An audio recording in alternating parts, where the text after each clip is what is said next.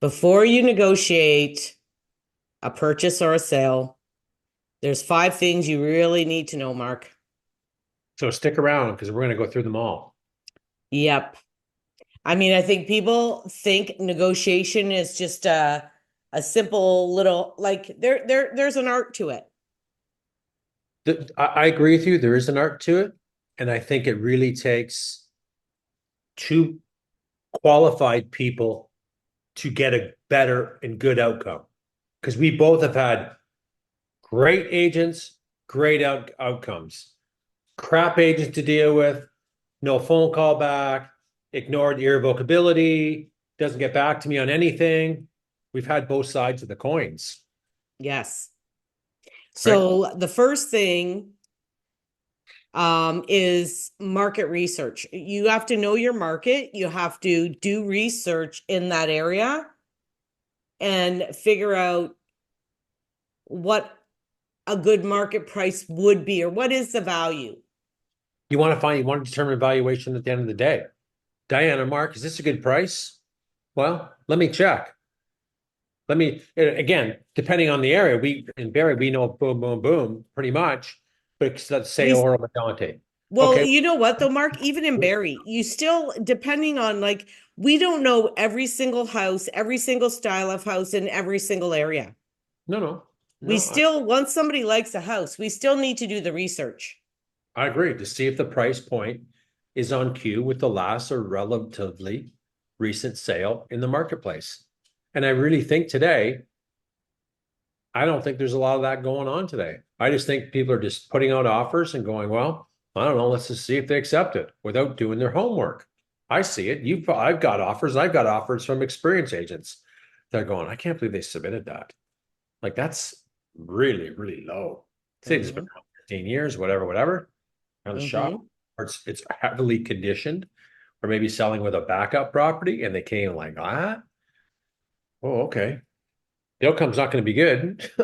Yeah, exactly. So Well, yeah, and the next big thing is too. clear communication. And that clear communication is between you and your client and between both agents. I agree. There's lots going on. The phones are ringing, the texts are coming in. Hey, you got questions? Does it have 200 amp? Or hey, we notice a water softener. Is it a rental? Or is there any contract? There's multiple things that come out of quick dialogue between agent to agent to find. You're busy on the phone. You're busy because Well, and especially I've had two, I told you on the weekend, neither one would sign back. So we put in an offer and they just, well, we're not going to deal with it at all. Then we made it better, they still wouldn't deal with it. So I had to call the agent and say, hey, like, we're both working towards the same thing here. You want to sell, we want to buy. Can you get your clients engaged in negotiations here? Mhm. Because and so you need to make sure that the agent you're working with is going to go that extra mile instead of just, oh, well, they're not going to sign back. Let's move on. Like sometimes, that communication skill is hugely important. It is, but I question again, is that a seller mindset or is that an agent mindset? Oh, the price is too low. We want full list price on that property. We only been listed a day or two. Okay, it could be valid points, but if it was priced really good, then it should have been gone within the first hour or two it was listed then. Well, some of them are right Some of now. them are, but most aren't though. Yeah. Most aren't, right? Well, I They're think the clear communication is you need, as the buyer or the seller and the agent, you need the communication. I need to be able to communicate to my client exactly what's going on, explain what's going on. They already know the market because that was the first thing. And then give them the ability to make decisions based on exactly what's happening with between all of us. Like some agents don't go back and tell their clients shit. They just say no. So well, that the communication has to be everywhere between everybody, right? on most situations, sure. But if whether you're for a buyer or seller, I think all parties need to be communicated. if I'm representing seller, I'm going to communicate, hey, we got an offer on this. I think it could be pretty light. But you know what? I talked to the agent and the agent seems confident that, there's some good interest in the house that we can work well and hopefully get a deal done. Let's do a sign back. Okay, what should we sign back at? Well, it was, so I'm going to make this up. It was 40 grand below list price and we're priced at 659. I'd go 658. Play the game a little bit. Then, because if I came down 5 grand that fast, I'd go, I know what I'd do. If I was the buying age, I'd go, holy cow, they dropped their pants at 5 grand on a shitty offer. They must So be. this is what I always tell my clients. When you're negotiating, the first sign back tells you. It does. It's always the first sign back.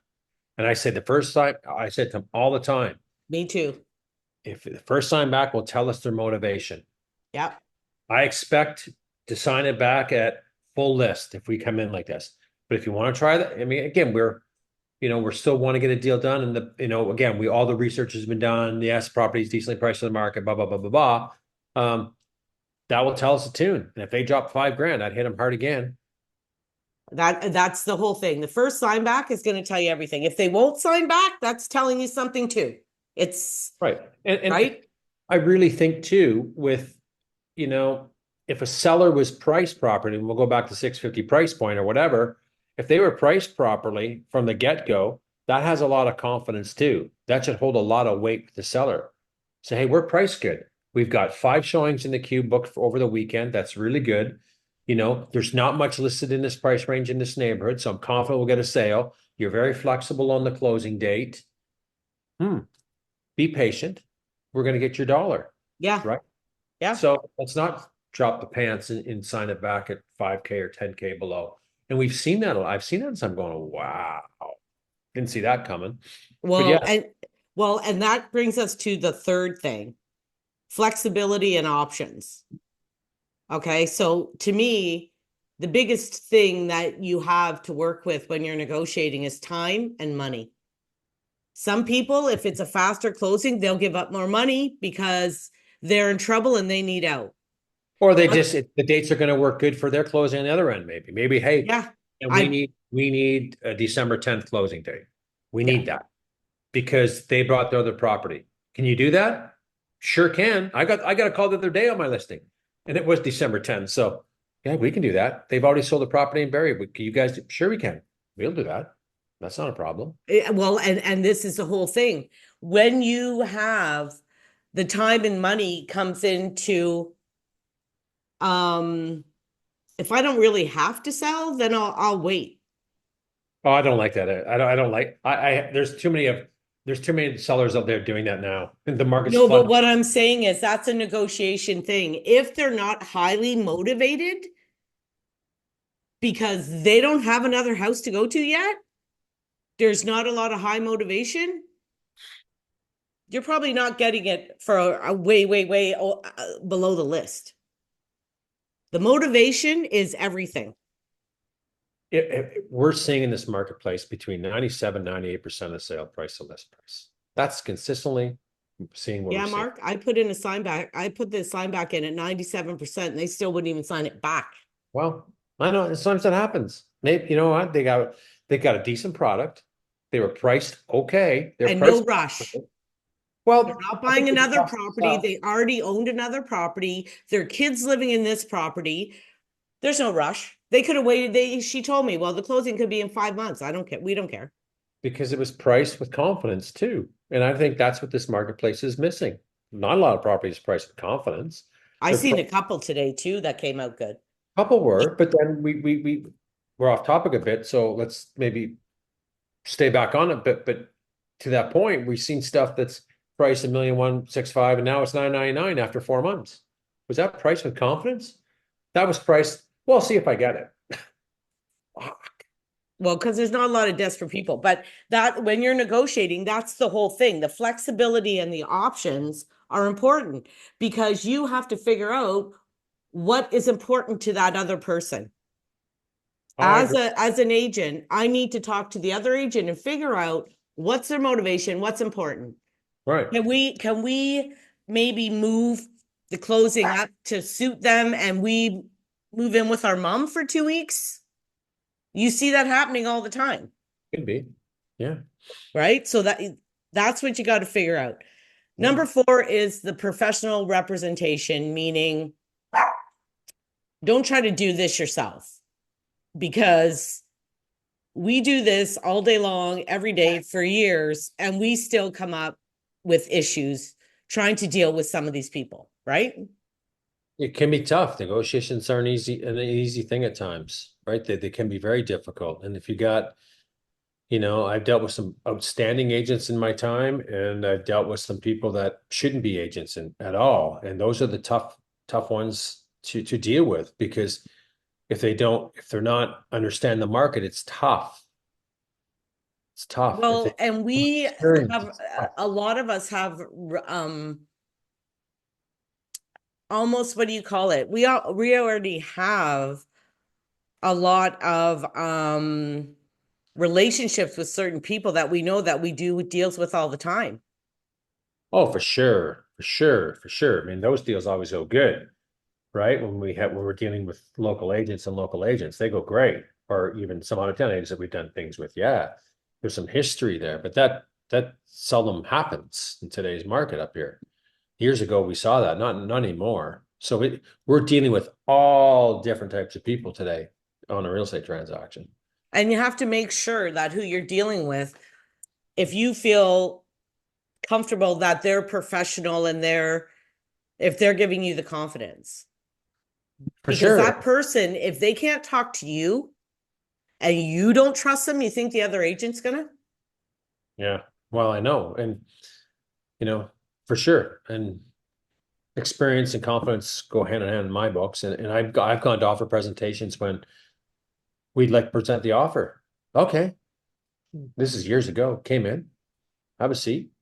Clients, or me and my clients. So it's 3, and the agent came in 4. She was shaking like a leaf. She couldn't present the offer. I had to present the offer. I'm going. She won because it was multiple offers, but holy cow, couldn't even present the offer. That nervous. Yeah. All I mean, confidence. Shouldn't want that one in my corner. Are they going to well, fight with you? No way. She well, bought. and She I bought, know, bought for them. She got the yeah. highest price, which wow. So And you know what I found too, that the more deals that I did, the more and more experience I got, the more confidence I got.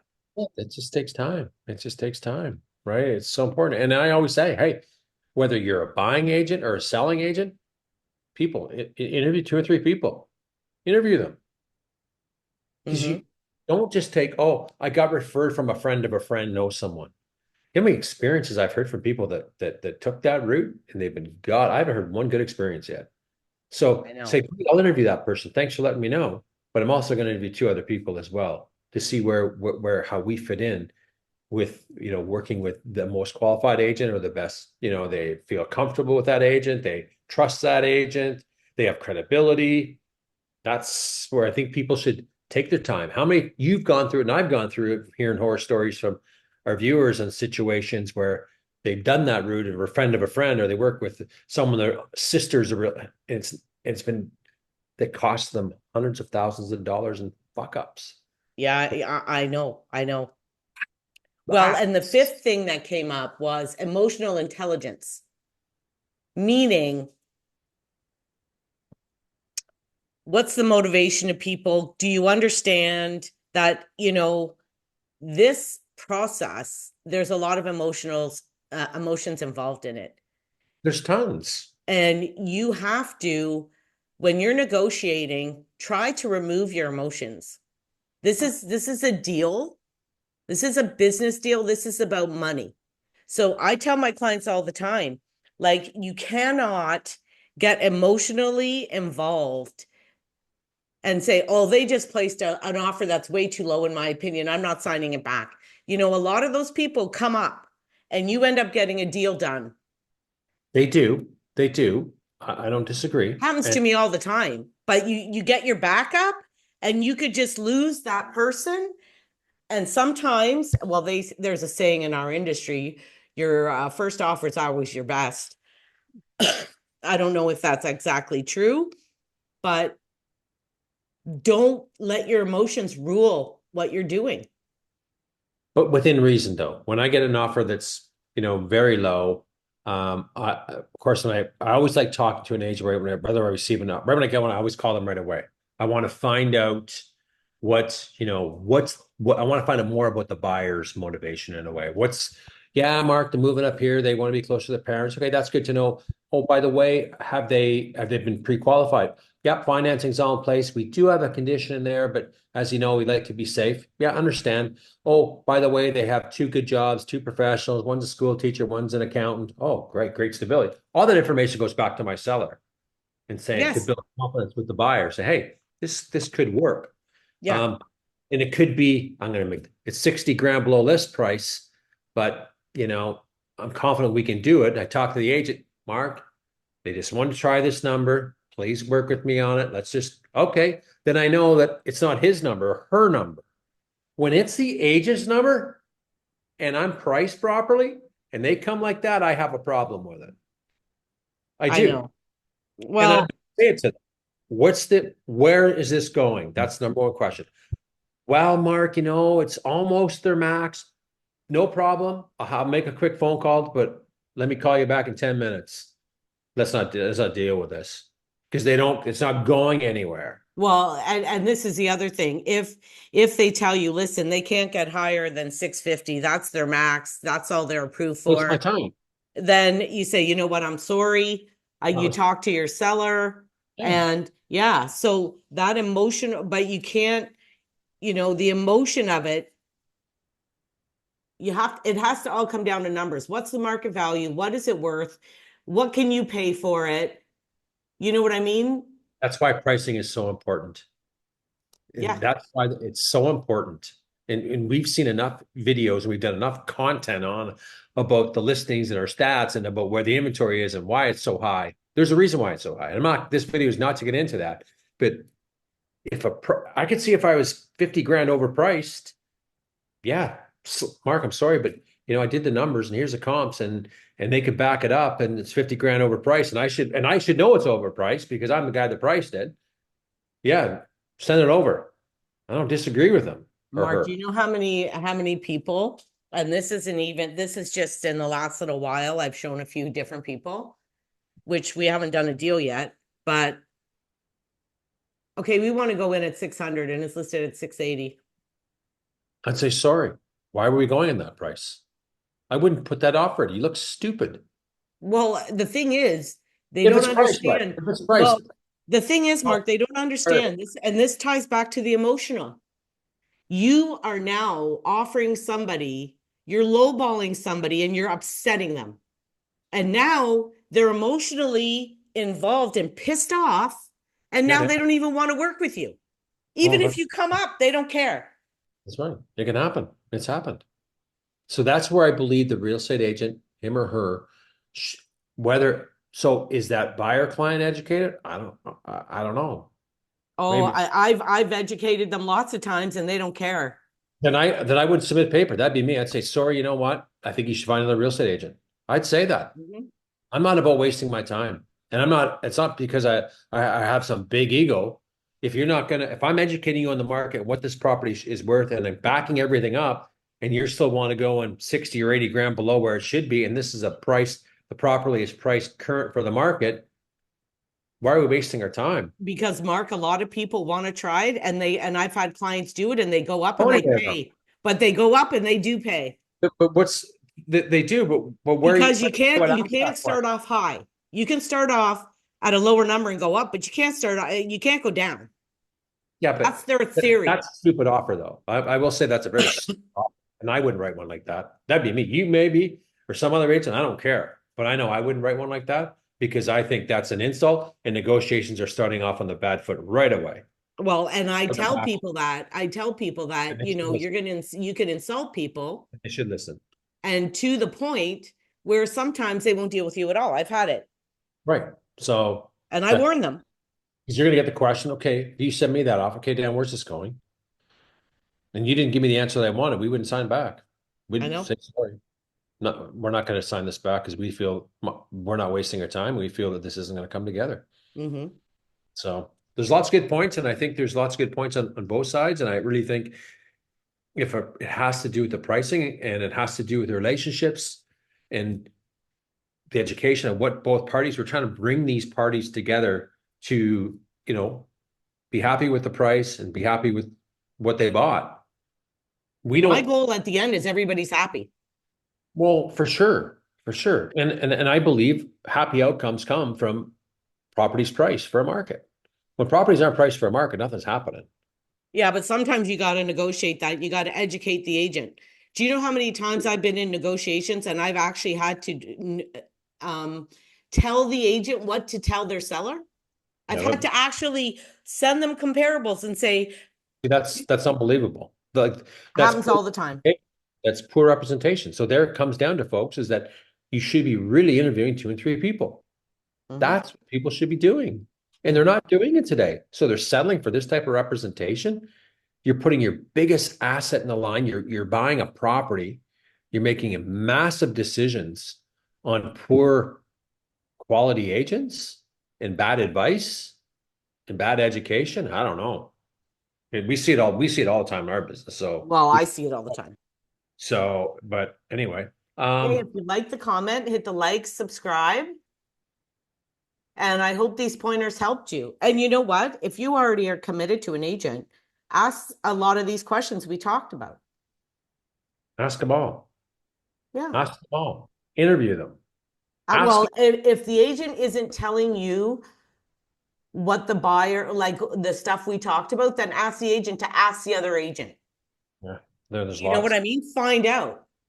Anybody wants any more information on the Barrie Simcoe market, reach out to Dan and myself. We'd be happy to help you out. Okay, see ya. See ya. Walk, Ted. Okay.